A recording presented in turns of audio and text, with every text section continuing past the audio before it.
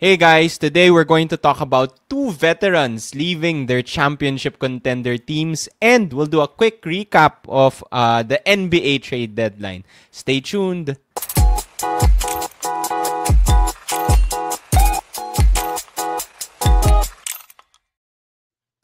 What's up everyone? Welcome back to another episode of Bolero. Sam here with the Sultan of Sando, Mr. Gablim, and Maui Yap. May bago tayong layout na tinetest ngayon. Ano to? Bill Simmons layout. The Bill Simmons layout. Oh, hey, what's up guys? What's up? Oh, walang news pero finally meron. And a bit pasabog. Here from, I would say surprising. Dun sa surprise sa shock meter mo, Gab.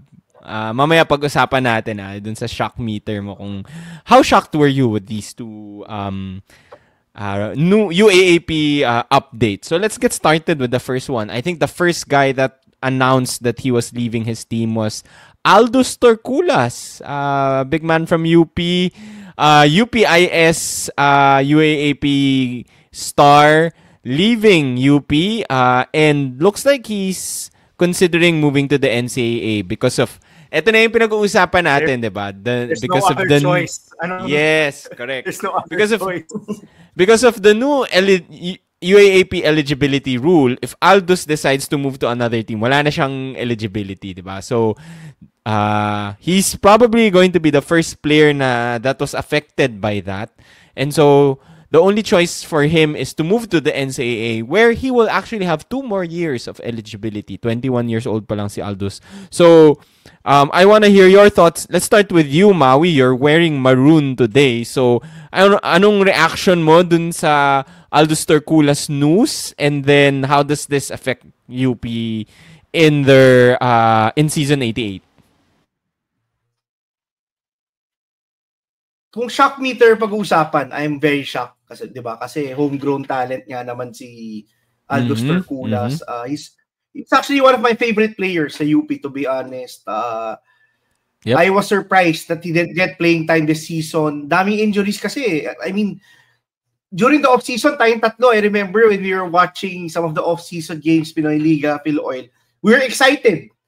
Kasi Sir Torculas was very aggressive and unfortunately, the last season was filled with a ton of injuries, daming injuries, freak accidents. I was actually expecting him to break out last season, but this move is not surprising on the aspect that he only played 8 minutes a game. Diba? He's already a junior, he's 21 years old, he wants to get a chance to shine. And with Francis Lopez looking to stay and Mark Belmonte still there, alam naman natin, maraming tao, even the coaching staff of UP, yung friends natin have said that Belmonte is a player to watch. And more to come, probably, Maui. Yeah, more to come, probably. Yeah, and tama. More to come, yeah. And more to come. And I think si Baila has solidified himself as potentially another person to watch for that other forward slot, diba, ng UP. So we'll never see that small forward, power forward combination of Lopez Torculas or Lopez Belmonte or Belmonte Torculas. So maybe Torculas is thinking ahead, diba? He wants to get an opportunity. So I'm not surprised, diba? It's more of yung reaction ko lang. He can't transfer to a UAAP school because of the new rule, diba? It's crazy.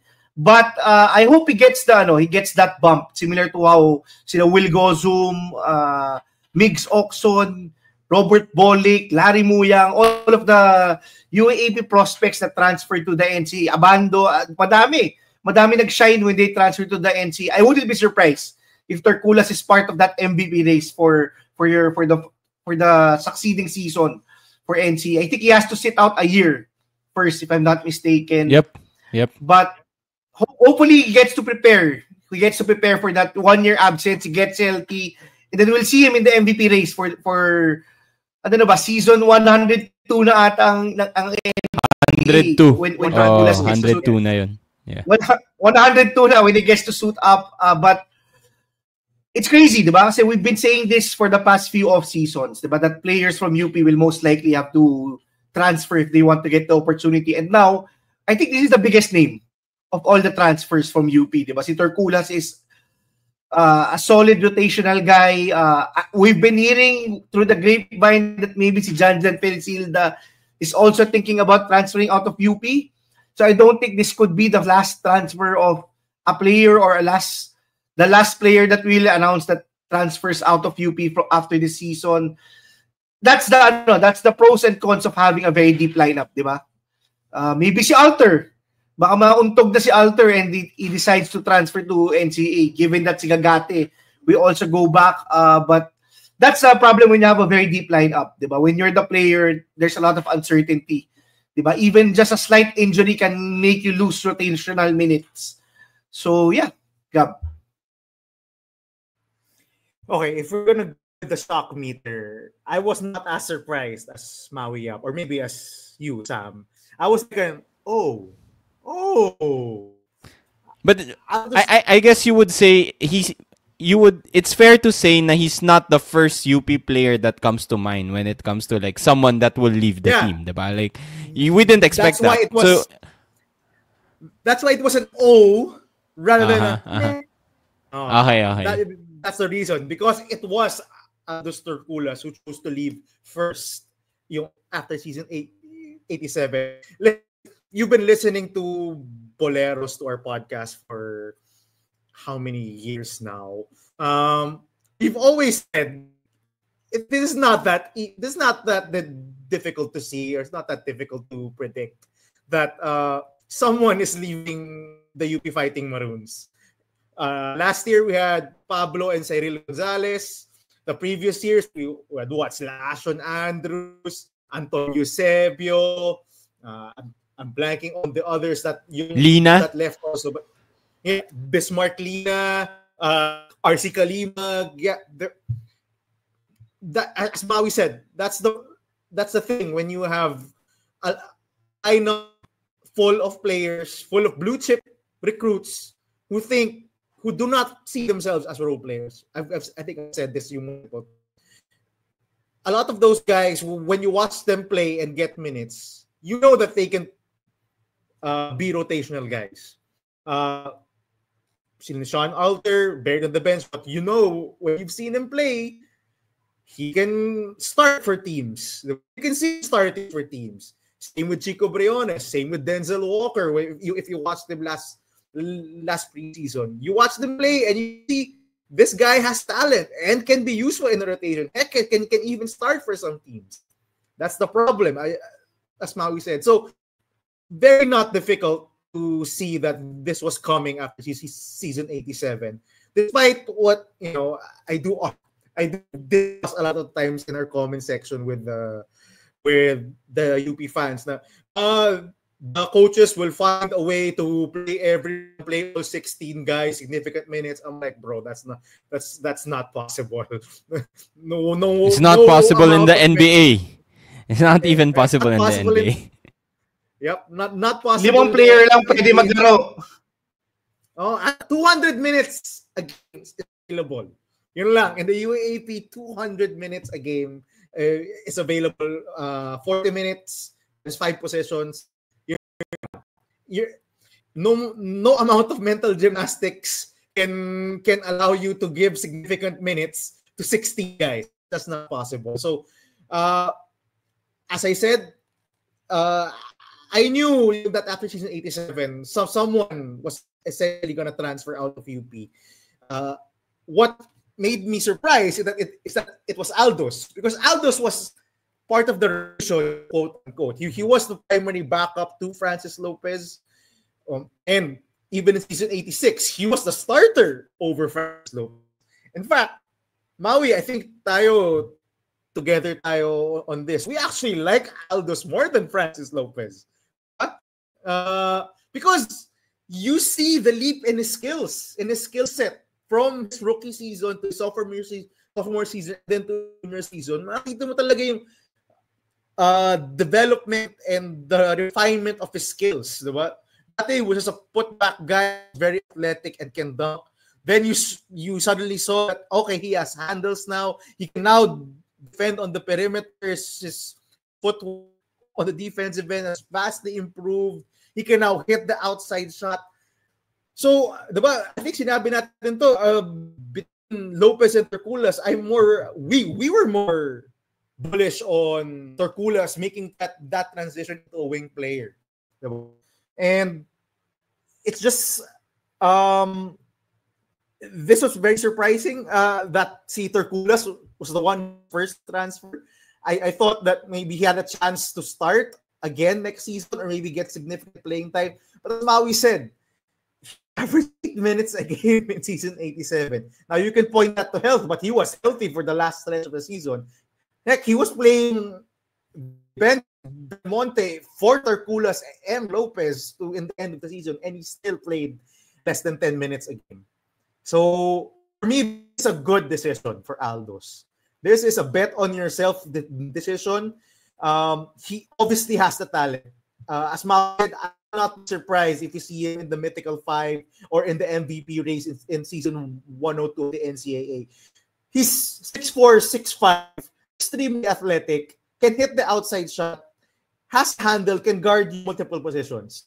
He's immediately gonna start, in my opinion, he's immediately gonna start a slot into any starting 5 for any NCAA team, regardless of it's Benilde, Mapua, or even Emilio Aguinaldo, or even any other team.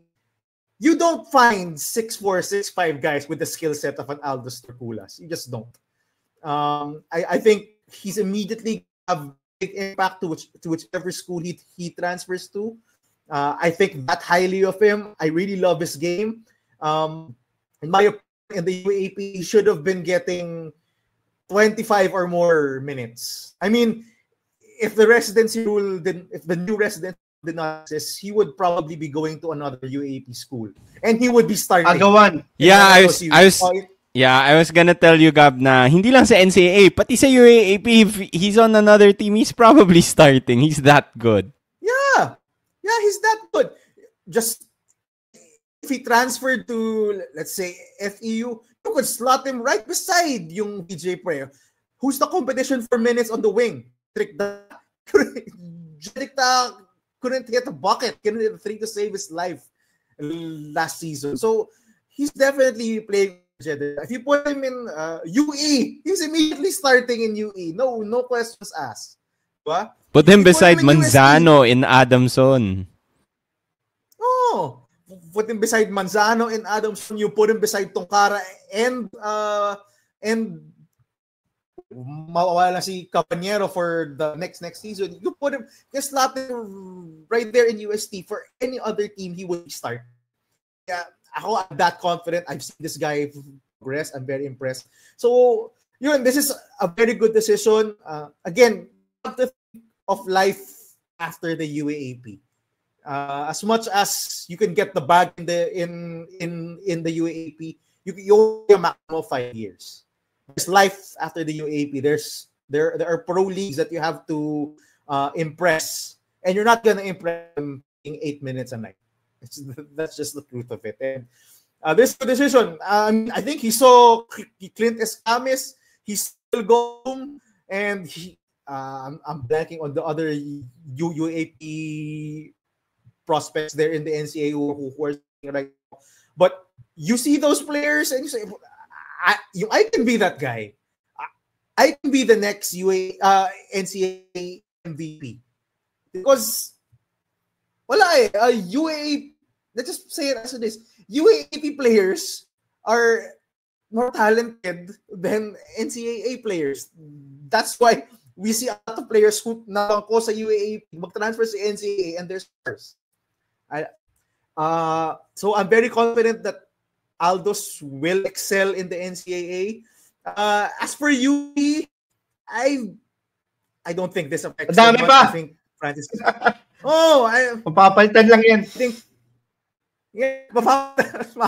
mapapalitan lang yan. Knowing UP, they just find someone else to replace him. And they have Belmonte and Belmonte and Lopez. And Francis is gonna play you majority of those 4 minutes. As much as people are saying na why did he leave? He could have played next Francis at the wing position. Guys, there's Baila, there's Alarcon, there's Torres, there's Coronel, Andres, Breon, all playing wing positions in UP. People have been saying this for two three seasons that Lopez and Terculas can play the wing, and they never have. Because there are other players there who need minutes. It's just not happening in UP. He's not gonna play the wing in UP, so it's gonna be in NCAA, and I'm happy for him. I really hope he has a splendid. I think 2 seasons. I don't think you lose an eligibility here when you transfer to the NCAA. So I think he's gonna play 2 seasons. Tama ba? I think that's the... Yeah, that's what they mentioned on the article, sabi ni Matt Lee. Sammy, your thoughts in all this? I was shocked. Just like Maui, as I mentioned, siguro yung shock factor dun is because out of all the guys from UP, he's not the top of mind guy that you would think would be leaving UP. He's a UPIS player. Personally, I do have a soft spot for guys from the juniors team transferring to the seniors team. So I've always cheered for this guy. Siya na lang natira eh, diba? Before kasi you had the Gomez Deliano brothers that were from UPIS, but in this team siya na lang. So I really like him, and I've been just like you guys. I've been very high on him even in the past. I think all three of us were high on him. Personally, I wasn't as high on Belmonte just because I've said this before. Parang for me, Belmonte is more on offense, needs to be polished on defense. You've been very critical of Belmonte on defense, and they don't need like more offensive punch, diba? They had JD Kagulangan, they had Francis Lopez, etc. So they needed guys that can really work within the team system, yung defensive schemes ng UP. That's why I was really high on Terculas. So very, very, very, very surprised because I feel like I had Terculas ahead of Belmonte, but looking on the bright side, a lot of people are high on Belmonte. A lot of people believe in his potential. He's a very raw kid, diba? Played serious basketball na lang late din. So, the door is wide open for him this coming season. Hopefully, he takes advantage of this opportunity. Hindi natin alam kung sino pa yung mga recruits na dadating, but assuming na wala... pa sa amin. Oo nga, no? Oo nga pala. But he has that opportunity. At least wala ng Terculas, diba? That's what I was gonna say. You mentioned a few guys from the UAAP who transferred to the NCAA kanina, Gab. I think for me, best example, I would say, is Antonio Sebio. He's probably looking at him. He's like also a 6'4", 6'5" guy, came from UP, did bench. He's even a worse bench player than he played less minutes sa UP, diba, versus like Terculas, but he's getting a lot of playing time in Benilde in the NCAA. So Terculas is probably looking at him and saying, dude, I'm going to feast in the NCAA if I move there. So good opportunity for Terculas. I am excited for him to join the NCAA. Surprised that he's relatively young. He's only 21. So may time pa naman for him. Maui. Si Hubilia, di ba? Is actually the perfect example. Teammate niya, di man na nakapasok ng UP team, di ba? And now he was a crucial player for the champion team. Championship team. Yeah, that's a good pick, si Hubilia din. So yeah, I think for Terculas, good opportunity for him to go to the NCAA.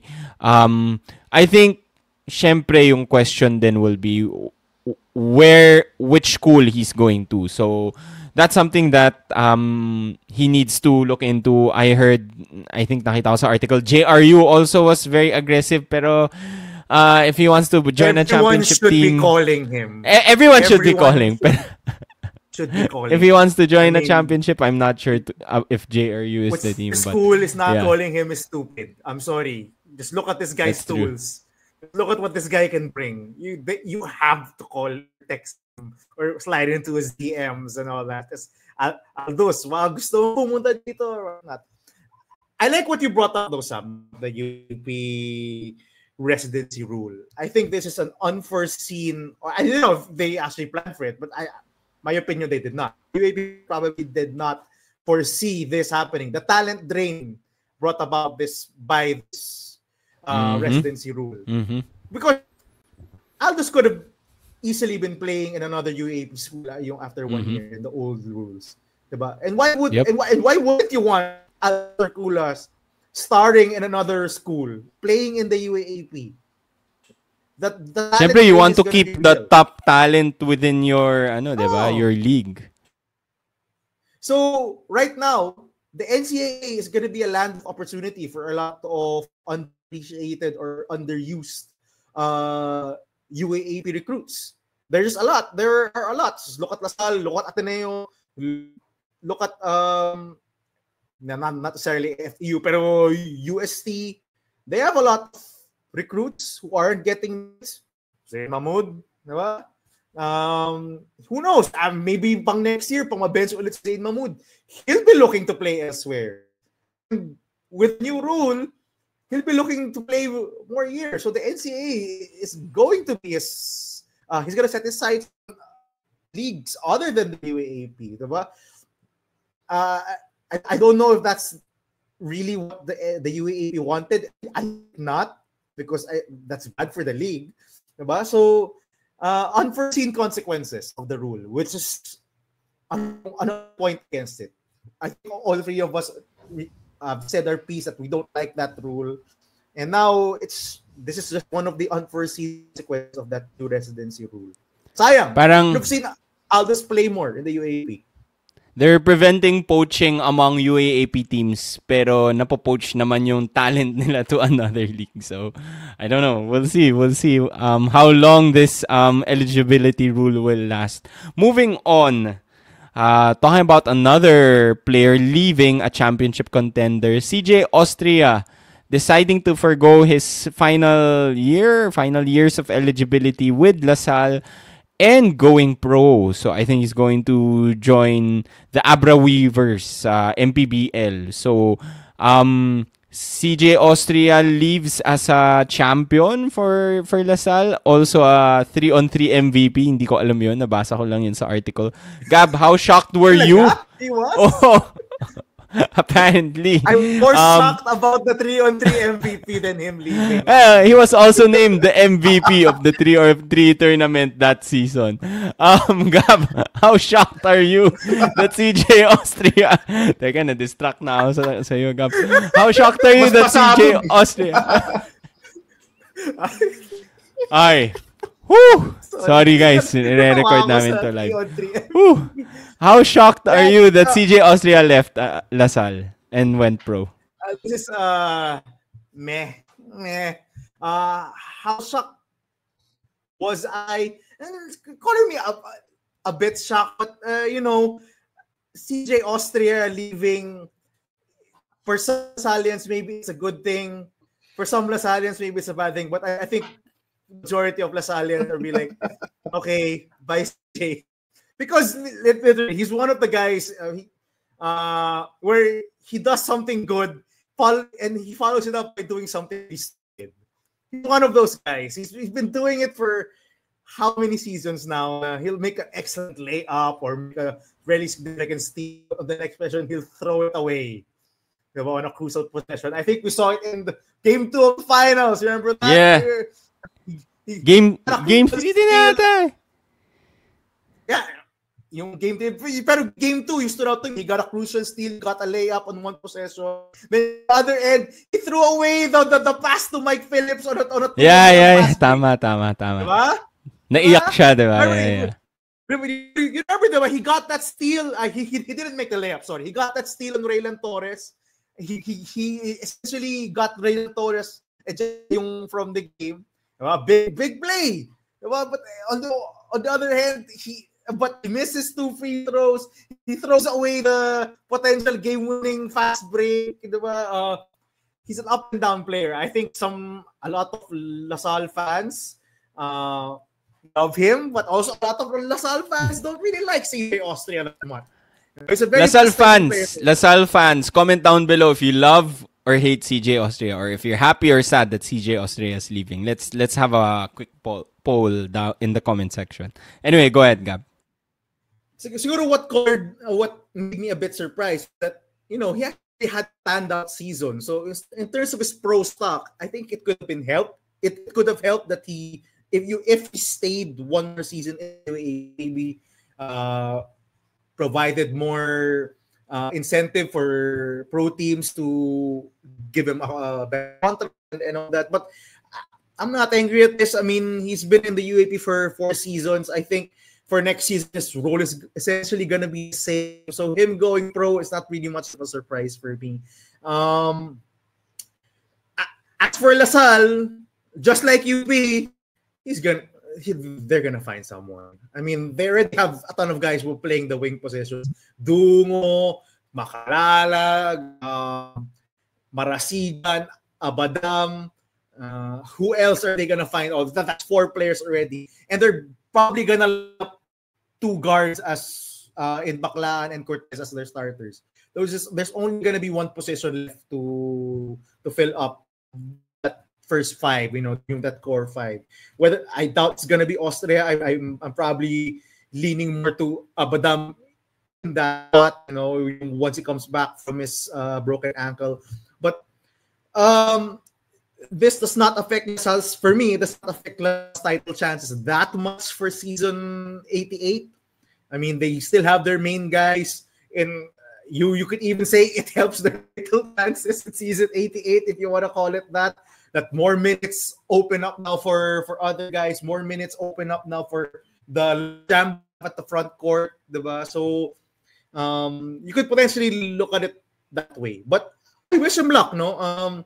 He also has had his moments in the UAAP, both good and bad, and he has a championship to show for it.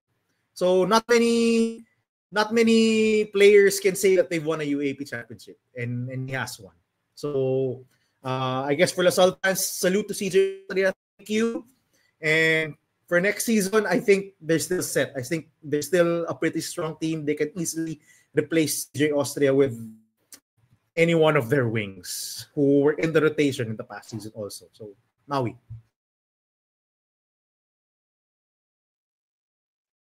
Yeah, I think I have the same sentiments as Gab, di ba?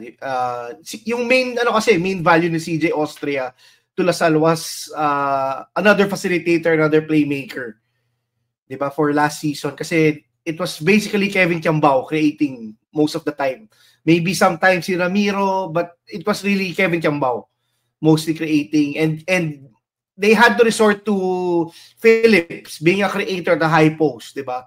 So they really lack a ton of ball handling. But come next season, they're going to get probably 2 of the best point guards in college basketball, di ba? So they need players like Abadam, they need players like Dungo, who are more suited as a catch-and-shoot 3-pointer and who play terrific defense. So maybe they don't miss Austria. Diba? Kasi si Austria brings that, I think yung tenacity. They'll just miss the tenacity that Austria brings. Yung inconsistency, yung angas ng LaSalle na dala ni Austria, I think that's something that they will miss. But they could get that other ways, like with Abadam, diba? But at the end of the day, they're gonna get more players who are more consistent. I think that's one of the things that was lacking when you talk about CJ Austria. Medyo wild card siya, diba? It's not like si Aranya. It's not like si Cardona, which was more controlled, yung pagkaangas. As you mentioned, Gab, CJ Austria will make the biggest of plays and the biggest of blunders, diba? You can just point it out nung finals, how big he was and how crucial some of his turnovers and fouls were. So I don't think that LaSalle will. You can see that they lost a veteran, but they're getting more veterans, diba, to the team. Players who know how to play in the big stage when they get Baclaan and Cortez for next season. So I don't think that this is much like. I don't think this is a big blow to LaSalle's chances to challenge for the championship next season.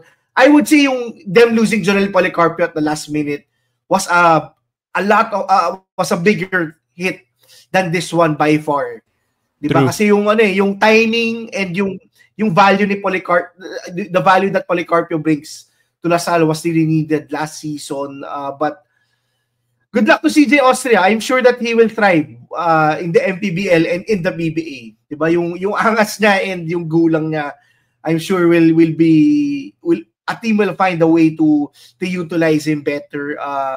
I hope he continues to improve kasi sayang I think I expected him to break out this season. He was very good no off-season. I think yung PBA teams are able to scout him also. Diba? I think one of his best games during the off-season was a game against Rain or Shine from that Davao tournament when he, I think, shot more than 15 free throws, if I'm not mistaken. So he'll do good. I'm sure that he'll go pro. Hopefully he gets to prove himself. Maybe he can surprise us and malay mo he gets to play in another league after he plays in the PBA. Sana maging teammates sila ni Tyler Teo sa Phoenix. I was gonna say, I hope he goes to Phoenix. So, teammates ni Tyler. Best friends, Tyler Teo and CJ Austria. Yeah, I agree with you guys. Not as shocking as the Torculas decision, and also maganda yung sinabi mo, Mau, not as significant probably as the Policarpio decision from last year, but sad kasi, diba, that's CJ was one of the Angas bros, Siga bros, wala na si Policarpio, wala na si CJ, but we do have LaSalle has a lot of players waiting in the wings to replace him. Yung minutes niya. Actually, he was injured for most of last season. One of the guys that stood out that got a bunch of the minutes was EJ Golyena. So I'm expecting him to medyo may angas din. Nakalimutan ko sa... Yeah. You mentioned, hindi mo nga siya nabanggit. So I'm expecting EJ Golyena to get more minutes, get more opportunities. He was very good for LaSalle last season. Kung angas lang ang pag-uusapan natin, Voris Marsigan for me should be the next angas captain, Siga captain. He was in a bunch of scuffles, I would say, or mga stare downs last season. So I expect him to get a couple more technical fouls or warnings in the next coming season. Take the crown from CJ Austria. So tama ka, Gab, I agree. It's not that significant of a loss just because LaSalle is so deep also. Another team that's very, very talented. But yeah, yung agree naman ako sa inyo. Si CJ Austria, there are ups and downs. Parang ano ba? Anchors away. Sometimes you're up, sometimes you're down. Minsan you're on a high, pero minsan nasusuka ka na, 'di ba? Nasusuka ka na sa sobrang anchors away mo. Anyway, moving on. I think that's it for any last words on LaSalle and CJ Austria, Gab? Wala naman masyado. Again, this does not affect LaSalle's chances for season 88. I would say of the two, sakit yung Torculas loss sa UP rather than yung yes, definitely. Agree. Mas may connection. Oo. So, pati fan base. Torculas, if an injury came to Lopez, sana mawala yung knock on wood, you could easily replace him with Aldo Torculas, who could play both ends of the floor. He might not be the most fast player, but he gets it done. Diba? So, yun. I think that hurts UP more than the Austria departure does for LaSalle. Okay, before we end, we all saw yung comments nyo from our previous episode when we talked about that Luka Doncic trade. So, we haven't done Ballers and Boleros in a while kasi wala naman kami mapapag-usapan na Ballers and Boleros. So, to end this episode, let's do a quick roundup of our Ballers and Boleros of the NBA trade deadline. Nothing as crazy as a Luka Doncic trade during the actual the last 24 hours of the deadline, but a lot of trades happened and rescinded. Meron ding trade na nabawi, 'di ba? So we'll talk more about that. So let's start with your ballers of the trade deadline. Gab, let's start with you. I'm not gonna overthink this. I'm wearing yellow. Oo nga, honor sinadya mo my- yan, in honor of my Los Angeles Lakers. Now, they would have been more so a baller if the Mark Williams trade actually pushed through because they got their center of the future. We'll get to that later. But getting Luka Doncic is just not a masterclass move by Rob Pelinka. I think he's the true winner of this NBA trade deadline. The fact that he was able to convince apparently his friend Nico Harrison to only take Anthony Davis, Max Christie, and one first-round pick for a generational franchise superstar in Luka Doncic. And put on the Lakers. It's just plain... I don't want to call it a scam. Yung scam Nico Harrison, nabudol niya si Nico Harrison. But yeah, the Lakers and Rob Pelinka definitely won the trade deadline. Now, I've been very critical of Rob Pelinka, not on this podcast because we haven't been talking about NBA months here, but to my friends, to Sammy, yung palagi sa si Rob Pelinka has to make up for a lot of dumb moves he made. Not signing Caruso, not trading for Russell Westbrook when any logical NBA fan can see that he's not a fit beside LeBron James and Davis because he can't shoot. So he definitely made up for his reputation and who makes bad moves by pulling this off and getting Luka Doncic. The Lakers are definitely a big winner. Now, for the Mark Williams thing, I don't know if getting Mark Williams actually improved the Lakers championship chances for the season because that's essentially the only reason why you would take Mark Williams right now for this season is because and give that 31 unprotected yung first round pick was you think that Mark Williams can actually bring you over the top and perhaps deliver a championship while LeBron still with the Lakers. That was a win now move yung Mark Williams as well as the future din naman, but more so a win now move. Were they gonna win the West against OKC? Jokic with Mark Williams? I don't think so. So maybe it's a win already. Hindi siya yung natuloy, but they say they found something on his medical, his physical, whatever they found, they didn't like it, and they sent Mark Williams back. So medyo awkward lang yun for Cam Reddish that they have to go back after being traded. So I guess okay na rin. I mean, you were never gonna win the championship this season. So starting center mo si Jackson Hayes, I guess you could live with that. He can catch lobs. Let's go, Jackson Hayes. Foul machine Hayes. Foul machine Grabe. Hayes. Sakit, Maui. Just rubbing it in. Look up centers who can catch alley-oop, so maybe he can make it work with Jackson Hayes. So, yeah, definitely Lakers. Go, Maui, Sam. Your ball. Maui, baller. Yeah, I think easy pick yung Lakers. I think not just the Luka Doncic trade, but also the Dorian Finney-Smith trade. I like that move. It really signals that they want to compete even if LeBron is here. But also at the same time, thinking about the future. I think nakaliiwas yung Lakers ng bullet dun sa Mark Williams deal. If the doctors say that there is a possibility of a very bad future in terms of health, then maybe that's the right move, diba? We don't want another Andrew Bynum, diba? That somebody that gets our hopes up and just brings us down.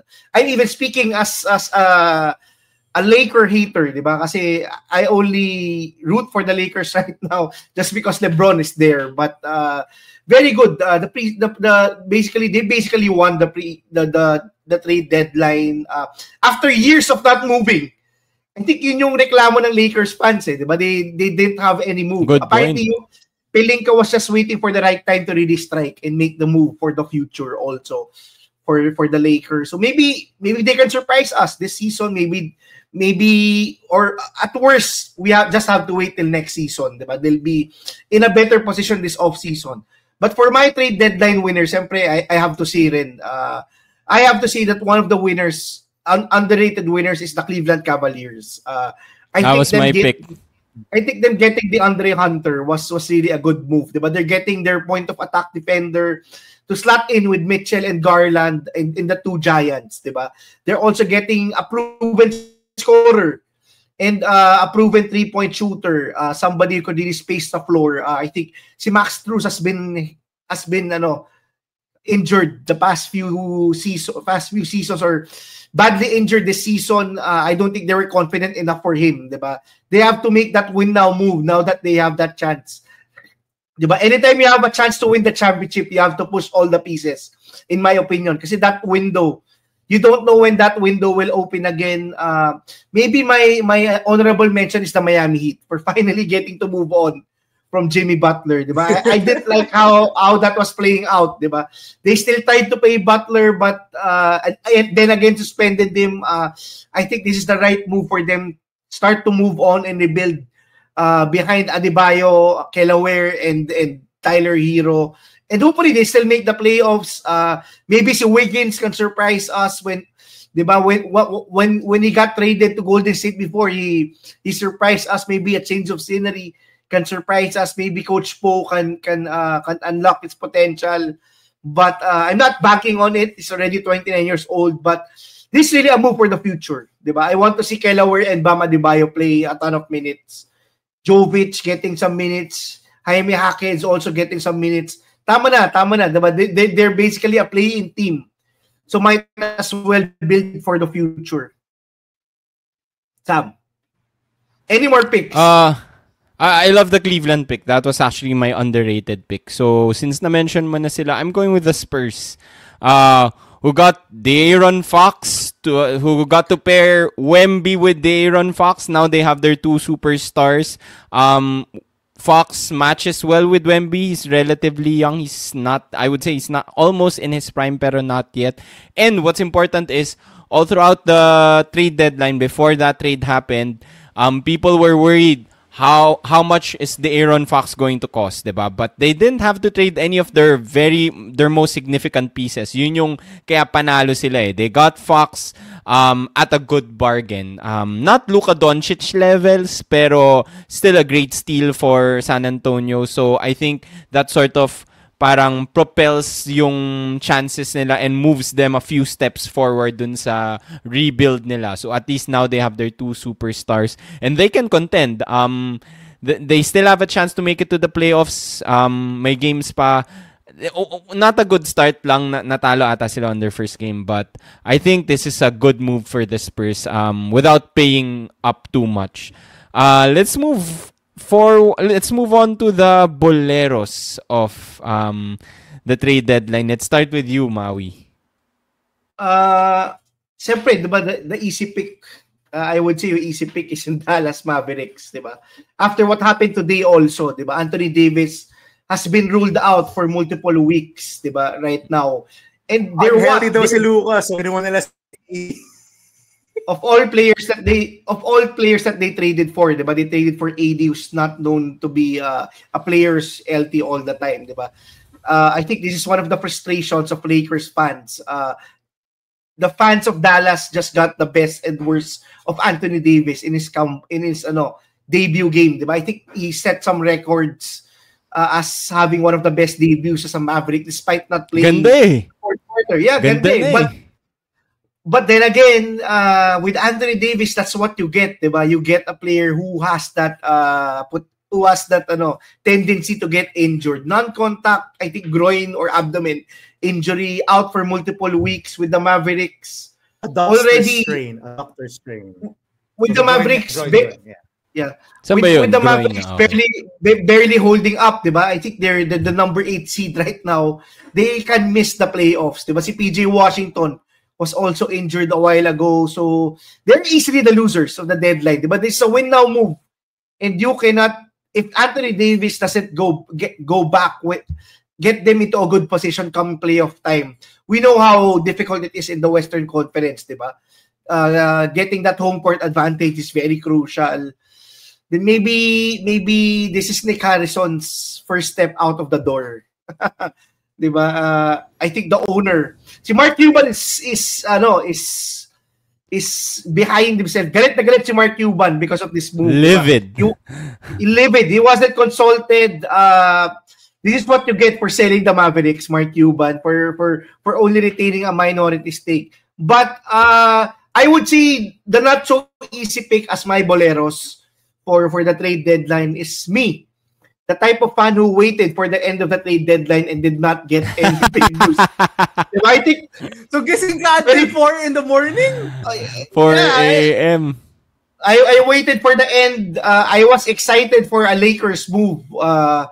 Kasi I'm really hoping that LeBron gets another ring. I was excited with that Mark Williams move and was waiting for maybe a move for another big or another wing player. I also wanted to see maybe si Kevin Durant, diba, could surprise us in the trade deadline. A lot of players were rumored to be traded, but so I would say people like me who waited for the end of the deadline till the early morning are one of the losers of the deadline. Very front-loaded diba? Kasi natapos na almost all of the big deals a day before the deadline, diba? We saw Fox traded early, we saw Doncic traded early. I don't know, maybe the biggest deal was probably Ingram on the day of the deadline. Si Butler ata, day before din but medyo day before, yeah. Very corny yung end ng deadline, but still one of the biggest trade deadlines in NBA history just because of the magnitude of that Luka and AD trade, diba? You can just get it from the reactions of the players, diba? Everyone was shocked. People, even the players were saying, is this true? Was Shams hacked? So I would say that magnitude. Still, I would say that the deadline was still a blast or a huge success for the NBA in general. Siguro, Judd, yung just to add on the Mavericks pick as a Bolero, I definitely had them as a Bolero trade deadline. The stuff that came afterwards did not help the Dallas Mavericks. The fact na sinisira pa yung panila Luka Doncic, even after he left already. And from owner to GM, they're all saying bad things about Luka Doncic. That's not how you want to treat a guy who just got into the finals and carried your franchise for 6 straight seasons. It's a bad look for Dallas. I don't like they have not said why they traded Luka Doncic.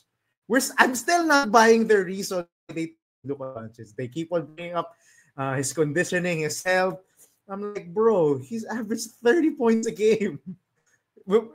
That's unhealthy. If that's unhealthy, then everyone should be unhealthy because should want to be as unhealthy as I think average 39 and 9. Well, he played the most minutes. He played the most minutes last season while still playing for Slovenia. Yeah.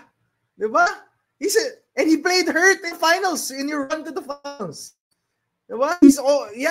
Sometimes he gets injured, but he plays through it.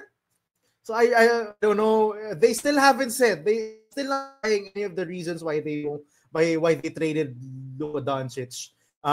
They say AD is gonna help them win title this season. AD just got injured again. You got the full AD experience, Dallas Mavericks. He's great. Alat talaga. So, wala. It just looks bad on Dallas that this is all happening to them. If I were them talaga, just tell the truth. Was he bad? Did he, or was he fighting with everyone? That's why you wanted him out. Just say it. Just tell the truth because it just looks bad on the entire Dallas Mavericks organization. Ami. For me, it has to be a team that did not make a trade, and it's the Phoenix Suns. My boleros of the trade deadline. They wanted to get Jimmy Butler. They wanted to pair him with KD and Booker, but that obviously did not happen because Bradley Beal did not waive his no trade clause. And to make matters worse, they started conversations about trading with Durant. They fielded a ton of calls. So I'm not sure how the relationship with Durant is right now after that experience. we've read articles or reporters have mentioned that the environment in Phoenix is toxic or whatever. So it's not a good look for Phoenix, and it wasn't a good trade deadline for Phoenix fans, I would say. They're also trying to get into the playoffs, but with how they remain stagnant and how other teams have sort of improved, medyo tagilid yung Phoenix.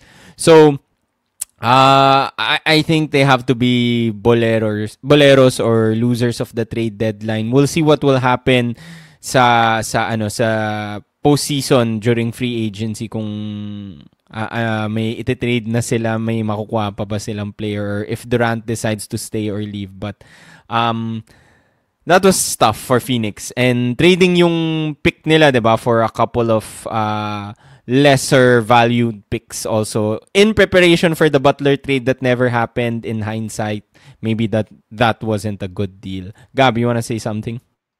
No, I thought you were gonna chime in on the Dallas Mavericks thing, but Dallas was not actually my pick for my bolero of that NBA trade deadline.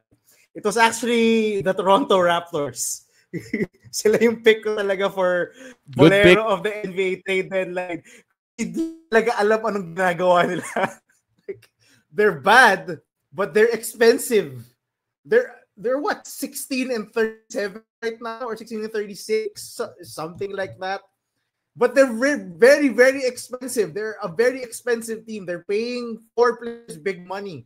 Scotty Barnes, RJ Barrett. They gave Emmanuel Quickly a big contract in the offseason. And now paying Brandon Ingram. And with the fact that they gave up a first-round pick to get Brandon Ingram, I assume they're going to sign Brandon Ingram to an extension in the offseason. I don't get where they're going, this Toronto Raptors team.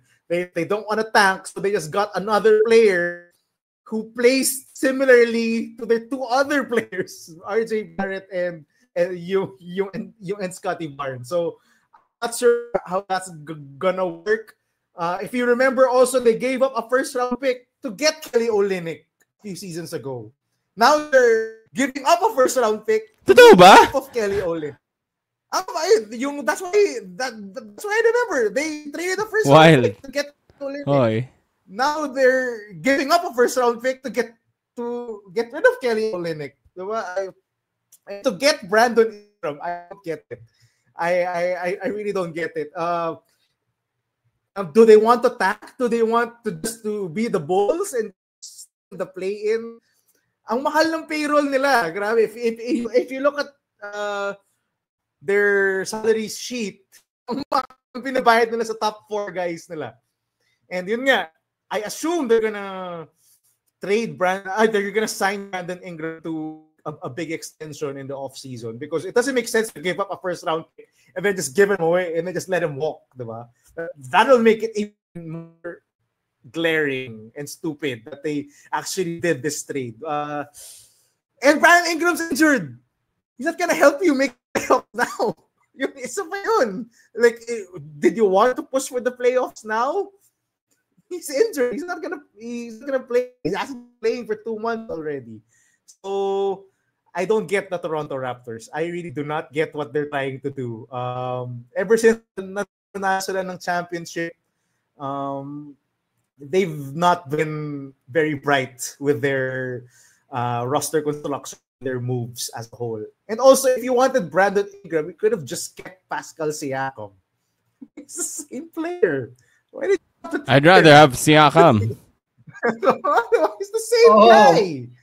Mas versatile pa si Siakam, di ba? Can defend also big men.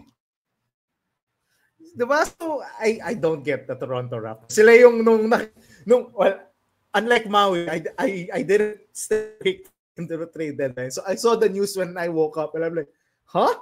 Why did Toronto get Brandon Ingram? What the hell are they doing? That's the most head-scratching move for me. Siguro ang minor bolero ko is the Memphis Grizzlies, kasi wala lang, nagpamigay lang sila ng player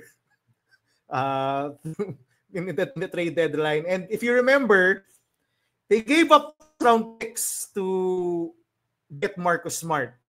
and they're now giving up picks to get rid of Marcus Smart. Yeah. So, and Panalo Boston dun sa trade. Once again, Boston fleeced another team. Yep. Well, that Marcus Smart trade helped land Kristaps Porzingis in Boston, and the Memphis Grizzlies got nothing. In fact, I think he only played less than 40 games, si Marcus Smart, since last season. Bayad pa sila. Memphis. Diba? To get him out. Bayad pa sila. That's a clear bolero for me. They made their team worse and they didn't get any piece back. They didn't get any player back that could help them now. Jake LaRavia, they traded away. The Marcus Smart. So I get it from Memphis. Marvin Bagley, Gab. He's injured, top pick. Nasty. Okay. That's it with our bowlers and boleros picks for the NBA trade deadline. Share your picks for bowlers and boleros down below. We love to read your comments. We'll try to reply to them as much as we can. Stay tuned for more episodes of Boleros in the coming weeks. Hopefully may mapag-uusapan tayong UAAP news. Thank you for listening and watching. Comment, like, subscribe. See you again next time. Bye-bye.